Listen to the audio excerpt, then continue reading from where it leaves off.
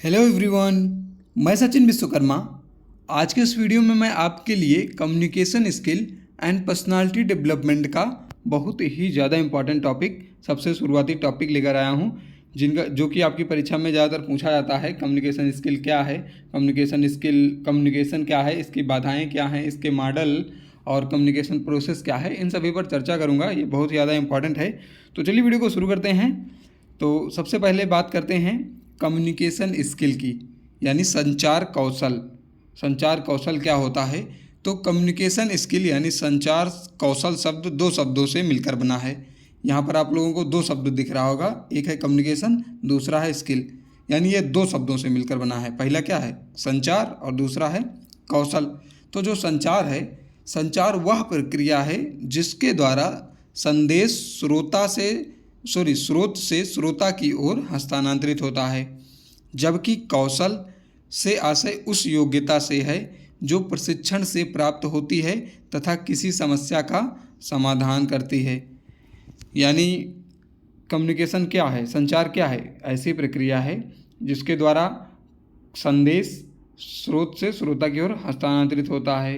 यानी जब हम कोई विचार जो है, जो हमारा संदेश है, जब दो लोगों के बीच में बातचीत होती है तो एक लोग दूसरे से जब बात करते हैं तो अपने किसी संदेश को या बात को जो है दूसरे तक पहुंचाते हैं, वही कम्युनिकेशन है। और स्किल क्या है कि वह क्षमता जिसके द्वारा वह बोल पाते हैं, तो वो हो गई स्किल। तो इन दोनों शब्दों से मिलकर बना है कम्युनिकेशन स्किल। यानी संचार कौशल किसी अन्य व्यक्ति तक सूचना के प्रभावी एवं दक्षतापूर्ण संप्रेषण की योग्यता है।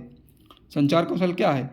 किसी अन्य व्यक्ति तक सूचना के प्रभावी व दक्षतापूर्ण संप्रेषण की योग्यता है। इसके बाद टाइप ऑफ कम्युनिकेशन स्किल।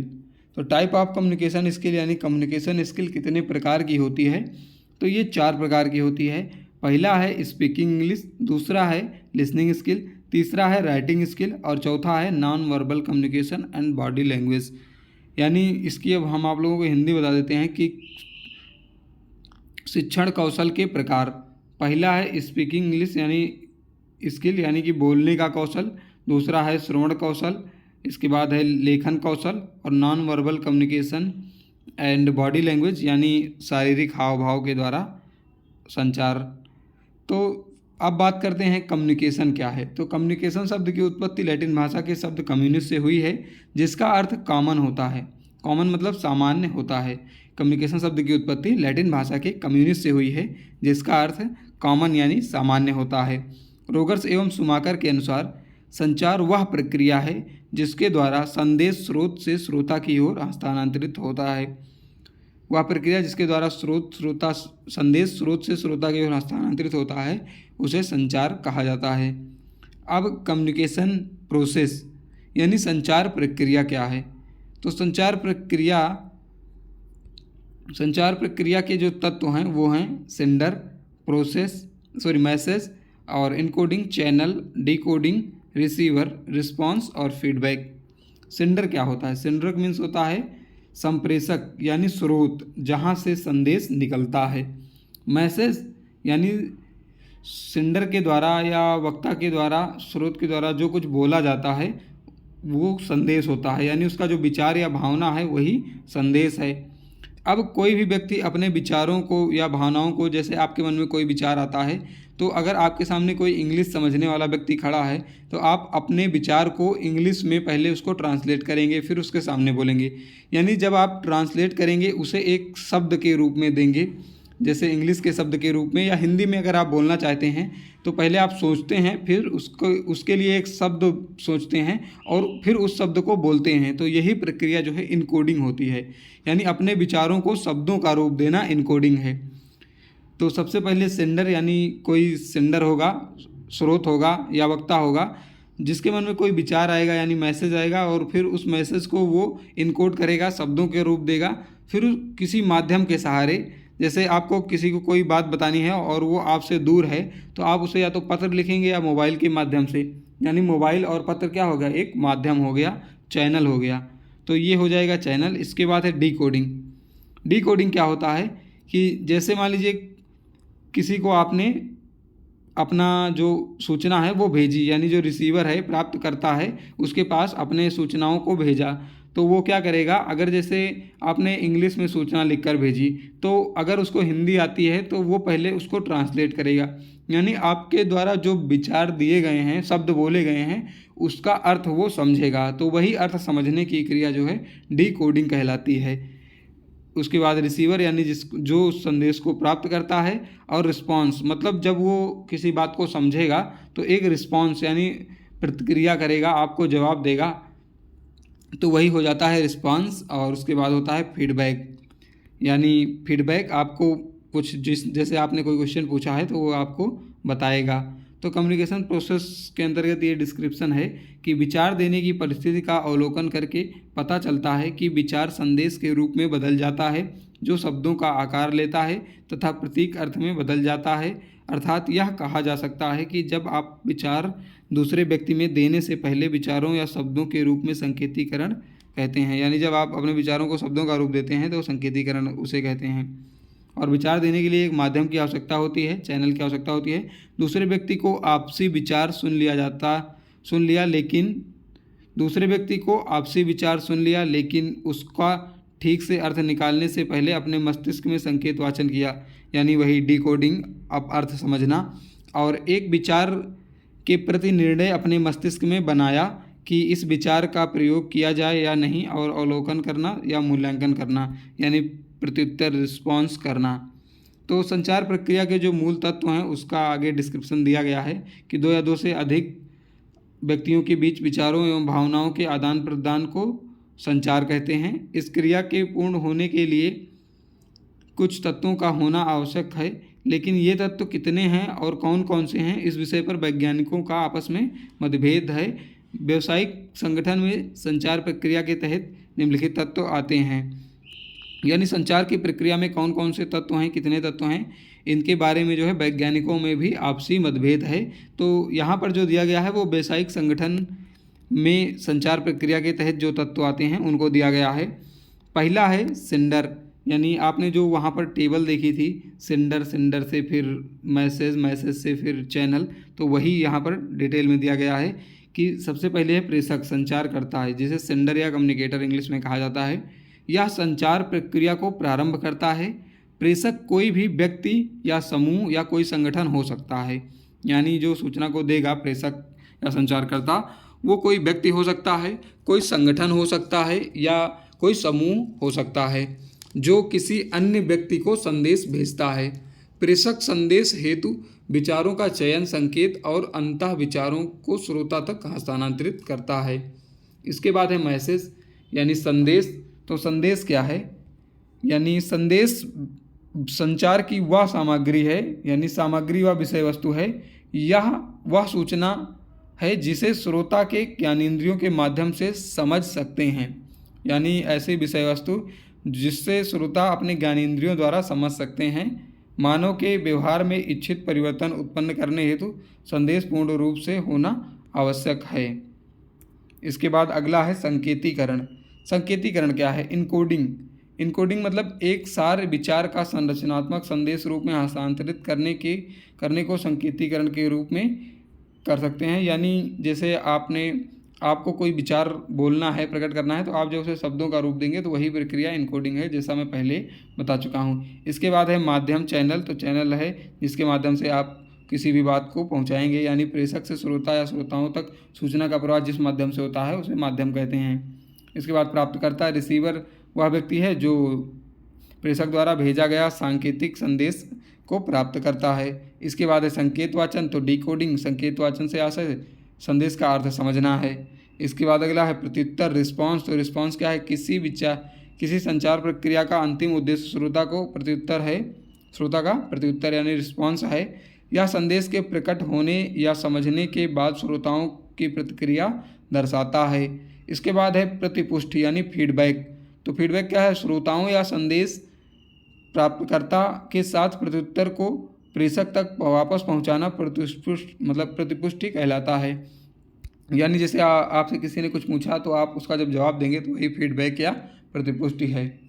इसके बाद आती है संचार, मतलब ये जो चल रही थी संचार प्रक्रिया, तो वो इसकी जो है चैनल है, एक टेबल है। तो इस प्रकार से आप इसे याद कर सकते हैं। इसके बाद है संचार के मॉडल। ये बहुत ही ज़्यादा इम्पॉर्टेंट है, मॉडल्स ऑफ कम्युनिकेशन। तो मॉडल विचार का एक तंत्र है जो स्थिति को स्पष्ट करने में मदद करता है। संचार मॉडल्स संचार प्रक्रिया और संचार तत्वों के संयोजन में मदद करते हैं। संचार के कुछ मॉडल्स प्रस्तुत हैं। संचार मॉडल एक तंत्र है। संचार मॉडल क्या है? एक तंत्र है जो स्थिति को स्पष्ट करने में मदद करता है। संचार मॉडल संचार प्रक्रिया और संचार तत्वों के समायोजन में मदद करते हैं। तो मॉडल जो है सभी वैज्ञानिकों ने अपने अपने हिसाब से दिया हुआ है। तो यहाँ पर अरस्तू का मॉडल है, अरस्तू ने दिया है। अरस्तू के अनुसार संचार के 3 तत्व होते हैं। पहला है वक्ता यानी स्पीकर, और दूसरा है भाषण यानी स्पीच, और तीसरा है श्रोतागण यानी ऑडियंस। स्पीकर क्या है? वक्ता जो बोलता है। और भाषण क्या है? भाषण व्यक्ति का बोला गया उत्पाद है, और व्यक्ति जो सुनता है वो है श्रोतागण। इसके बाद शैनन एवं वीविर मॉडल।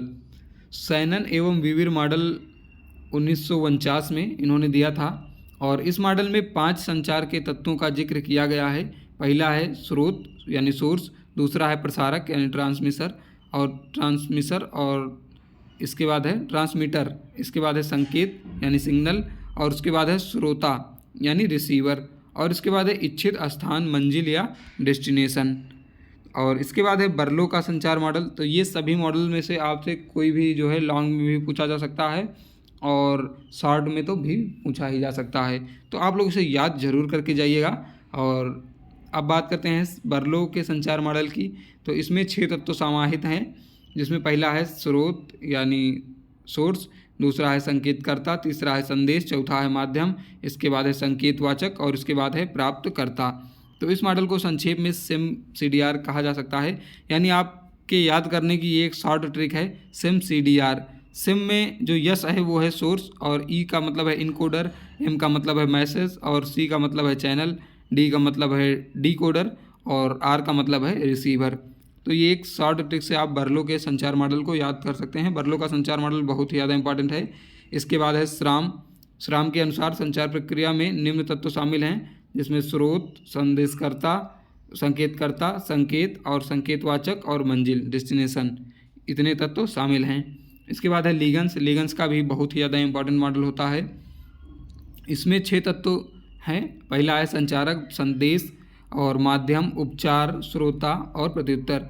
इसका भी संक्षेप में यानी शॉर्ट ट्रिक है CMCTAR। इसे याद करने का शॉर्ट तरीका है CMCTAR। C का मतलब होता है कम्युनिकेटर, और M का मतलब होता है मैसेज, फिर C का मतलब होता है चैनल, T का मतलब होता है ट्रीटमेंट, A का मतलब होता है ऑडियंस, और R का मतलब होता है रिस्पॉन्स। तो इसे आप शॉर्ट तरीके से याद कर सकते हैं। और इसके बाद है रोगर्स एवं शुमाकर का। तो ये भी इम्पॉर्टेंट है। इन्होंने SIMCRE मॉडल प्रस्तुत किया था, जिसमें 5 ही तत्व हैं, जिसमें है सोर्स यानी स्रोत, संदेश, माध्यम, प्राप्तकर्ता और प्रभाव यानी इफेक्ट। तो ये रोगर्स एवं शुमाकर का मॉडल है। तो ये जो मॉडल हैं ये बहुत ही ज़्यादा इंपॉर्टेंट हैं, हो सकता है ये आपकी परीक्षा में आए।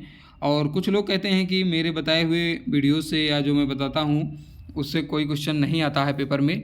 तो देखिए, मुझे जो इम्पोर्टेंट लगता है मैं उसे बता देता हूँ, बाकी पेपर तो मैं बनाता नहीं हूँ कि जो मैं बताऊँगा वही पेपर में आएगा। तो जिसको अगर ज़्यादा प्रॉब्लम हो वो वीडियो को ना देखे और अपने हिसाब से पढ़ सकता है। बाकी मेरी कोशिश यही रहती है कि जो इम्पोर्टेंट है वही मैं आप लोगों को बताऊँ।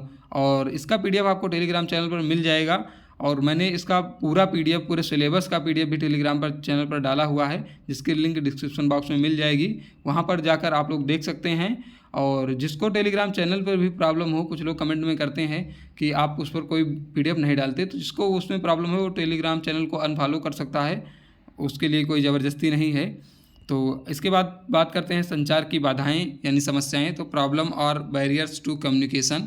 तो इसमें है टेक्निकल यानी तकनीकी, जो कम्युनिकेशन में किस प्रकार से बाधाएं आती हैं, तो उन पर यहाँ पर दिया हुआ है। तो सबसे पहली बाधाएं आती है तकनीक कारण, दूसरा है अर्थ संबंधी बाधा, फिर प्रभावशाली बाधा, और लास्ट है भौतिक समस्याएं। तो इसको मैं आपको थोड़ा संक्षेप में समझा देता हूँ। तकनीकी क्या है कि इस समस्या का संबंध शोर की समस्या से है। कभी कभी क्या होता है कि हम लोग बात करते हैं या तो जब शोर होने लगता है तो हमें कम्युनिकेशन करने में, संचार या बात करने में समस्या होती है। तो ये हो गई तकनीक समस्या। इसके बाद जैसे मान लीजिए आप कॉल पर बात कर रहे हैं तो आपको तकनीक समस्या आ सकती है, नेटवर्क प्रॉब्लम वगैरह। और इसके बाद है अर्थ संबंधी। जैसे मान लीजिए आपके सामने कोई बाहर का आदमी आया और बोलने लगा, पर आपको उस भाषा का ज्ञान नहीं है जो वो बोल रहा है, तो आपको कम्युनिकेशन करने में बहुत ही समस्या होगी। तो ये अर्थ संबंधी समस्या है।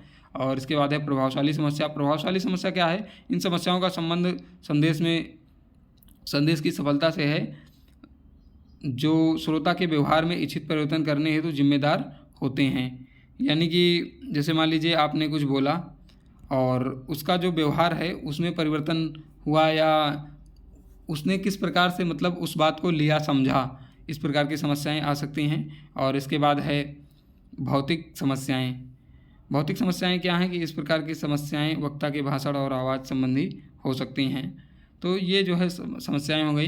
बाकी आप लोग और वीडियो पाना चाहते हैं तो आप कमेंट बॉक्स में बताइए, हम आपको जल्द ही जो है और इम्पोर्टेंट क्वेश्चंस पर वीडियो प्रोवाइड कराएंगे। और वीडियो अच्छा लगा तो वीडियो को लाइक करिएगा। चैनल को सब्सक्राइब नहीं किया है तो सब्सक्राइब जरूर कर लीजिए, क्योंकि ऐसी वीडियोज़ आपको मिलती रहेंगी।